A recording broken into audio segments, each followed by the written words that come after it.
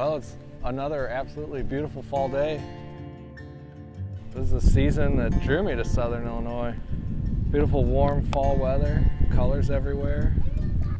Probably one of the coolest facts about where we're at on our farm is literally being half a mile down the road from the very first place that I ever went mushroom hunting. Beautiful Shawnee National Forest. Found my first morels. Our farm is a holistic, full homestead. Everything on the farm is interdependent, interconnected, interlinked, interwoven. The mushrooms are our main monetary source. That's what we focus on for the business part of the farm right now. That's our specialty. That's what we've invested most of our money into because that's what we've really gained a footing with. This room is currently where we're growing pretty much all of our mushrooms. It's a small room, about 250 square feet. Most weeks we're growing between 500 and 600 pounds of mushrooms out of here. We've got lion's mane right here. We're in the process of expanding, adding another grow room like this, even more incubation space, much larger lab space so that we can more efficiently produce and grow these bags. We use that to input and build the rest of the farm. Constantly investing in more fruit trees, more nut trees, building soils for building gardens and the greenhouses, things like that. Right now with the mushroom business, we wear literally every hat.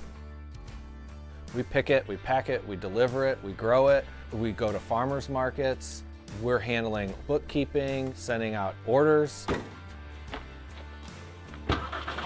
On top of payroll, emails, homework, we literally are doing everything. Not all of it just by ourselves anymore at this point, but we're trying to grow the business to a point where we do not have to do all that so that we can rely more on trusted team members to be taking over some of these roles because you can't do everything yourself.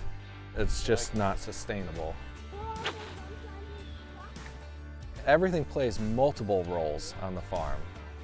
The pond is a good example of that. We mostly use for fun, for swimming and fishing. As part of that, we have several delicious meals out of the pond every year from fishing and having fish fries. It helps with the ducks and geese that we raise. We get duck eggs, we get goose eggs, the occasional meat bird. The geese primarily eat vegetation, so they're again helping with grass and weed control. The ducks eat a lot of insects and pests, so they're eating snails and things out of the gardens and around the fruit trees. At the same time, they are bringing extra nutrients up out of the pond and depositing it all over the farm and the grasses, so that grows better, which creates even more food for the horses. Horses are mostly for fun. We ride them a little bit, but for the most part, they're natural lawnmowers and fertilizer producers. So we can go around and scrape up their manure and compost it and use it in their gardens around our fruit trees. It's all a holistic system, kind of the biodynamic type of thought process with the farm where as many inputs as possible on the farm will have multiple purposes. So even though in the winter we have to bring hay in as an input for food sources for them, they turn that into compost and fertilizer for our trees. So we get multiple uses. And then during the growing season, we can use less gas, less time mowing several acres of our property by using solar-powered electric horse fence and moving them around. The cats are extremely important. They have cat doors into all the mushroom barns and into all the facilities. In order to grow mushrooms, we need a lot of grain and grain products, and mice can become an incredible issue. We've had huge losses in the past when we didn't have enough cats. Mice and rats coming in, chewing holes in things, just ruining weeks and months worth of work, thousands of dollars worth of work. All the cats we have now have come from rescued strays. We've never intentionally bred them, but we've had a few here and there that were much better mousers and a lot better at working. So we intentionally waited to fix them so that they would have litters, and then we would get them fixed. These cats we have now, most of them are all from a litter that are the third generation of the best intentionally unfixed mousers that we've rescued over the years. And these will all get fixed. We have plenty of cats now, and they're doing a great job. We have 0 rodent problems. When they open up and they drop the chestnuts out, but they're in the spiky husk. You can see a few of them on the tree still.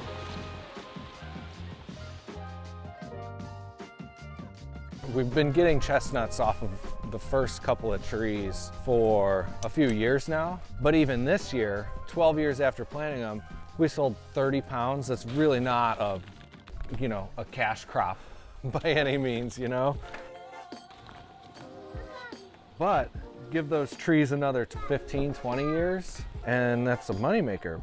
I'm getting calls constantly right now from people wanting to buy these chestnuts. There's a huge demand for them. Really, our long-term goal is creating a self-sufficient farm for our kids, or for whoever wants to take it over. If it's our kids, great. If it's an employee down the line, great. If it's somebody who just buys it whenever we kick the bucket, great. But everything will be set up. There'll be mature nut trees, mature fruit trees. There's an income stream.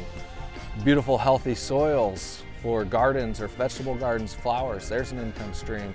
A mushroom business that's cranking mushrooms out and recycling agricultural waste. There's an income stream.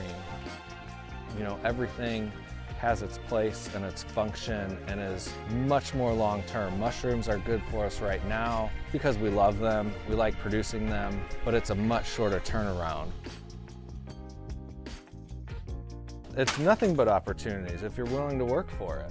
In farming, there's always a demand for it. Everybody always needs food.